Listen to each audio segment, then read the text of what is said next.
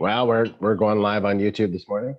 This is a Zoom on YouTube. So I've got the Zoom thing going, streaming it live onto YouTube. So it goes directly onto YouTube from Zoom, and it's delayed by a few seconds. So yeah, exactly. See, I can hear myself talking, and I don't want to hear myself talking. So I'm gonna there we go. Pause that, click that, reduce that, maximize that.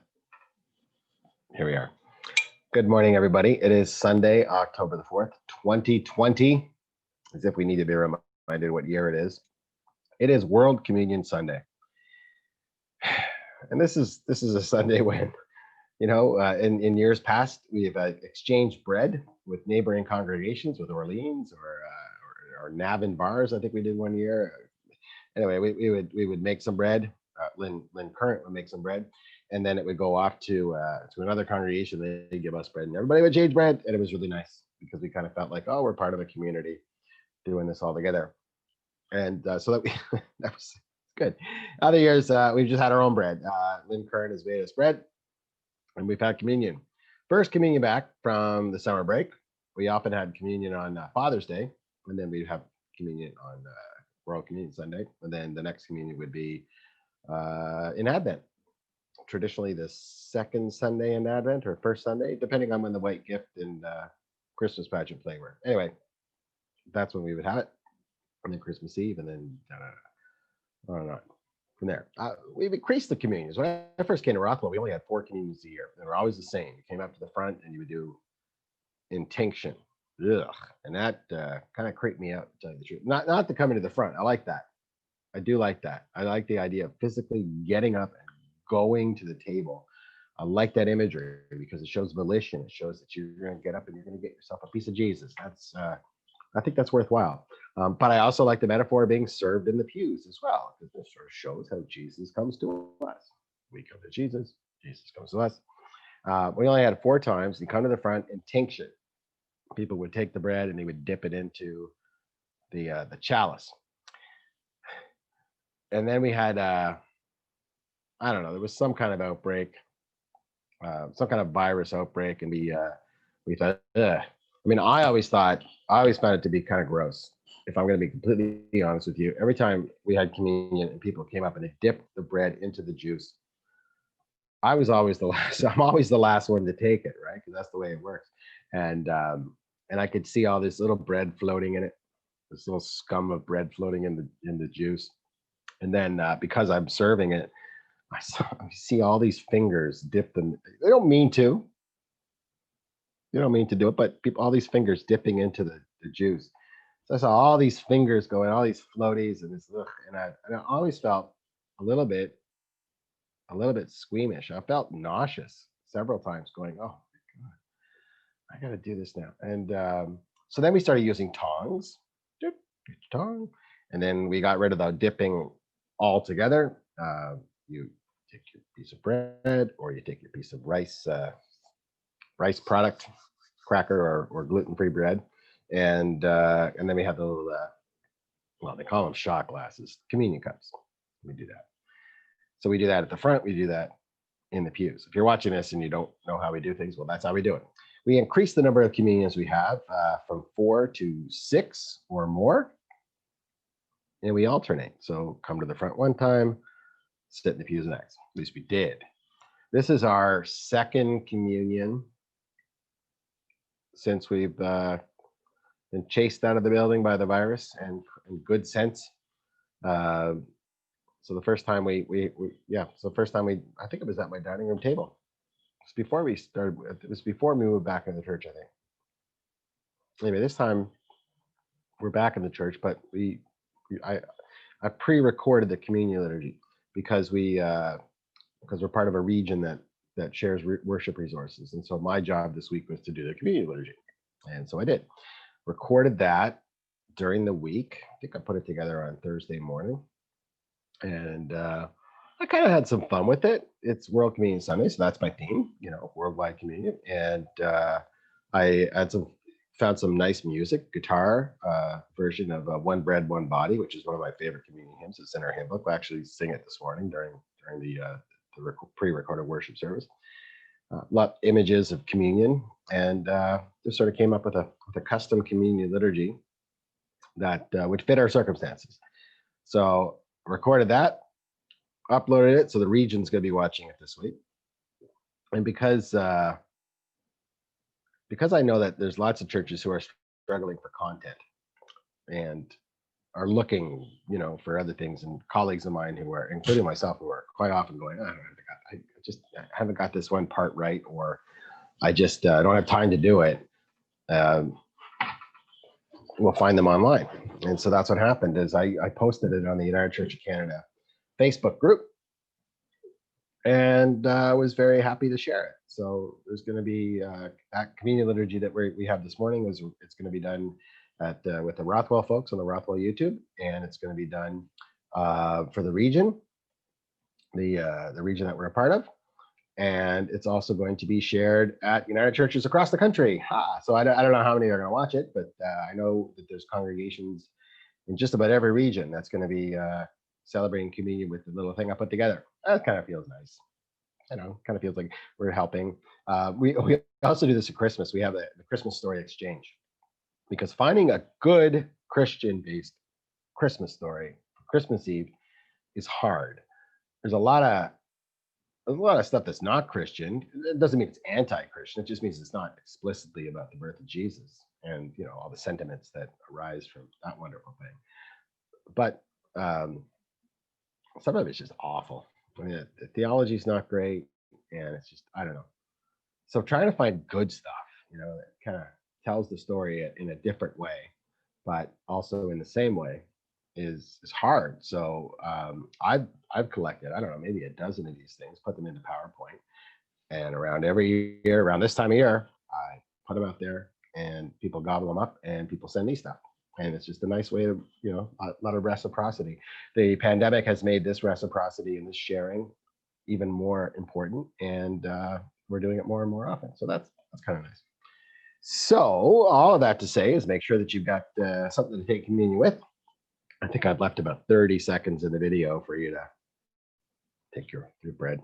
I will be enjoying Sabina's pumpkin spice muffins as my communion bread this week. And I do not have any grape juice. I don't think I have any juice of any kind. I got orange juice, but it's too acidy. Not for me. But I do have coffee, so I will enjoy that for communion this morning. Just because of the way information works and people's memories work, you will recall, or perhaps you will recall, or maybe this is the first time you're hearing it, that we decided to come back to church on Thanksgiving Sunday. The past tense decided we're not doing that. We are not going to be in church next Sunday morning. No.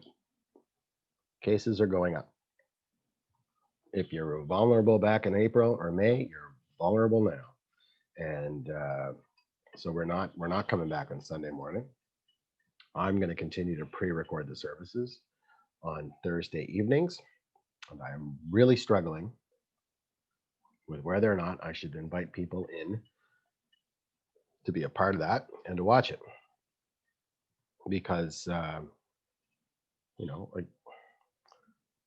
at least one of the people who's there every week, our organist, is squarely in the vulnerable category. I mean, we all know him and love him. We all love Paul.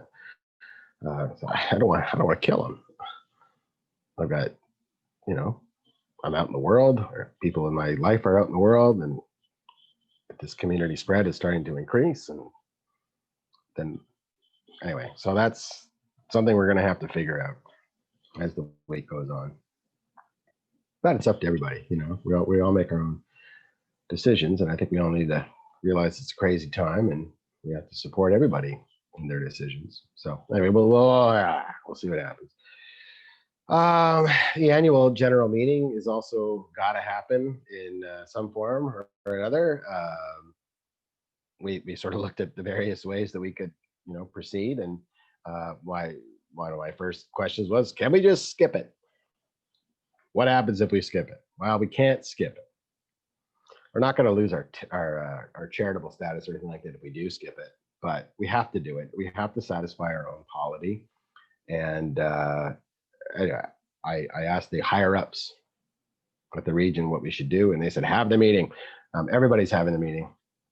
Lots of congregations are just doing it the way we're doing it, and they're just doing it around this time of year. Usually we have it, we had it scheduled for the second Sunday after the pandemic hit. So, but we're going to do it. The principles, as of right now, I mean, this could all change because 2 weeks is a long time in this thing.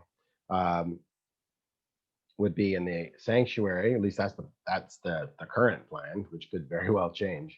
The principals being in the sanctuary, myself, our secretary Phil Fay, chair of the presumptive chair of the meeting, Cam Bowes. Nothing's a foregone conclusion because we have to vote everything in, but usually it's just a rubber stamp. And this year rubber stamps look awful good. So let's just say it's Cam Bowes, myself, Phil Fay, and anybody else who really has to be there. And that list is very short. We're gonna have it on Zoom. Zoom's not great, but it's what we got. So we're gonna do it on Zoom so that people can zoom in. We've also agreed to make the meeting very limited in scope. What do we have to do at an annual meeting? We have to formally receive the reports. We have to formally receive and approve the budget.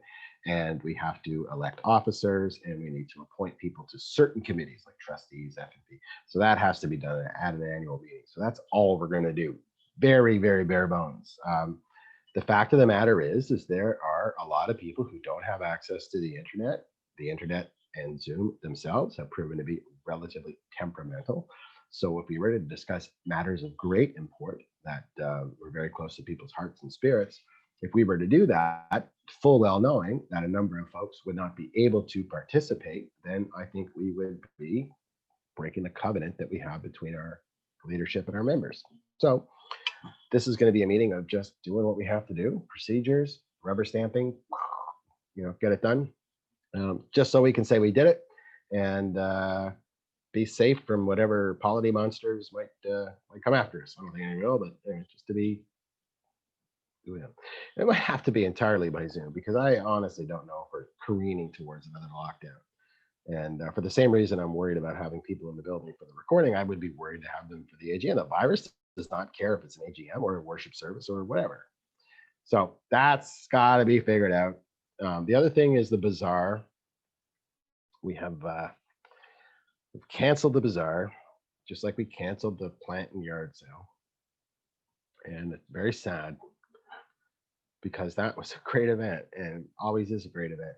And we put a lot of energy into figuring out how to make it happen in a way that makes the people who do the hard work for it comfortable, because of the daycare. Daycare is extended. So we wanted to make sure that they felt like they had what they needed, the time they needed, the space they needed. I knew it's doable. Anything's doable. I mean, it's a puzzle to be solved, right? But there's feelings involved, and you want to make sure everybody feels like they're getting what they need. Can't always get what you want, but we figured we can get you. Lisette, our daycare coordinator, is incredibly flexible, and she's a problem solver and a puzzle solver like I am. So we work great together when it comes to figuring these things out. Anyway, we're hoping, maybe we'll have Christmas in May. Maybe our yard sale will have a Christmas theme to it. I don't know. Anyway, so no bazaar. We're thinking about having a few other little fundraising things though. Bakeless bake sale is one of those things. And running out of time. So anyway, stay tuned for that. I'm going to sign off this, and I'm going to go wait over at the YouTube video, and hope to see some of you chime in on the little chat on the side. You have to have a Google account, and you have to be signed into your Google account on whatever device you're on, phone, tablet, computer, TV. I don't know if you can do it anyway. So phone, tablet, computer. Anyway, if you're watching it on those devices, then you can chat. Please chat. Just let us know you're there. Say hi. I love it. I just love seeing people go, hey, how you doing? And it's better than nothing. Join us for the Zoom chat afterwards, the Zoom coffee hour, which starts right after the service, about 11:20 this week, and ends at 11:50.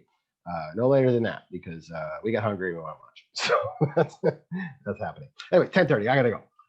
Bye for now, everyone, and